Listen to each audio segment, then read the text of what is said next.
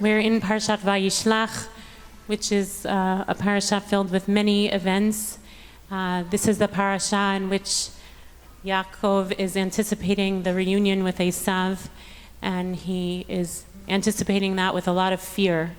He hasn't seen him in many, many years, and he doesn't know what he's going to find when he sees him, and he anticipates it's not going to be fun. And as the Torah tells it, he sends his family across the river, and Yaakov, says the Torah, Vayivater Yaakov levado, Vaye'avek ish imo ad alat hashachar, that he stayed by himself. Yaakov was left alone, and there he wrestled with a man. There's a lot of commentaries on who that man was, an angel, but I actually want to focus on the first part of the verse, where it says, and Yaakov was left alone. And we can imagine this kind of loneliness, a loneliness of fear, a loneliness of exile, a loneliness of not knowing what's to come. And I think we've all been in places where we felt that kind of loneliness, of anticipation. And I think in these weeks, there's been a certain amount of loneliness in our place in the world, also as a Jewish people. Sometimes it feels like a very lonely place, and we don't know what we're going to encounter next. And I also think about those hostages, all our brothers and sisters and foreign nationals who are alone in their kidnapping, in that space, wherever they may be, and what it must feel like, that kind of loneliness.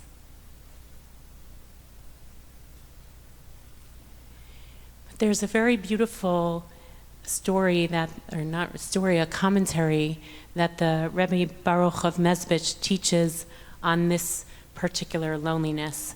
And for me this week, I think it provides just a touch of light in a lot of darkness, although of course this week we've seen the return of many, many hostages, which is a gift.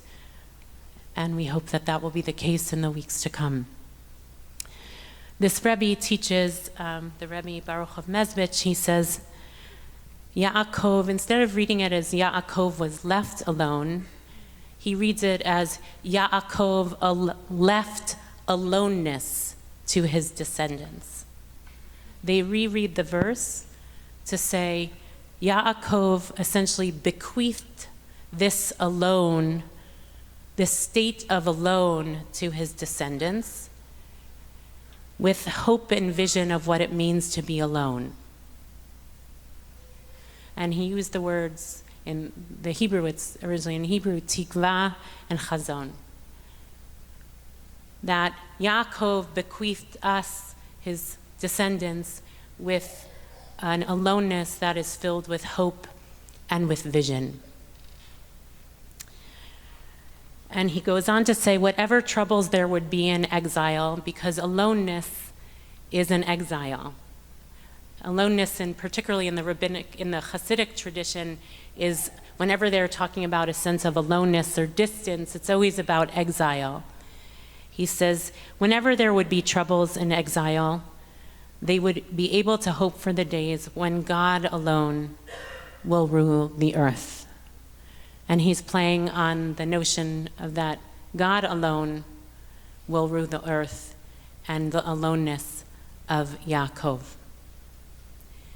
So in this one little teaching, I think what the question is for us is, as a people, that in some way what the Rabbi Baruch of Mezbich is trying to teach us is that we've been bequeathed something in our darkness, in our aloneness, in our exile, that teaches us to always hope and have vision. There's something in and I don't believe Jews are genetically a tribe, right? Like there's a lot of ways as a Jewish people we've overutilized that notion. I mean in kind of our spiritual DNA, not in our genetic DNA. But in our spiritual DNA, we've been taught that a state of exile has a certain potentiality to it.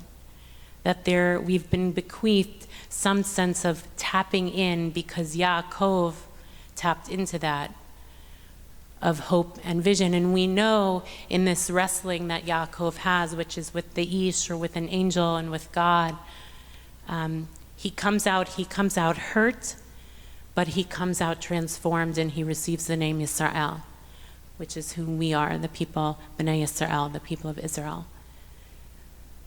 So on this Shabbat, as we struggle, I think, with what it means to feel alone, and what it feels to be still in this place of longing, of this place of sorrow, of this place of disbelief and belief of the reality of where we live in this world as a Jewish people with our brothers and sisters in Israel, I want to hold on so much to that gift.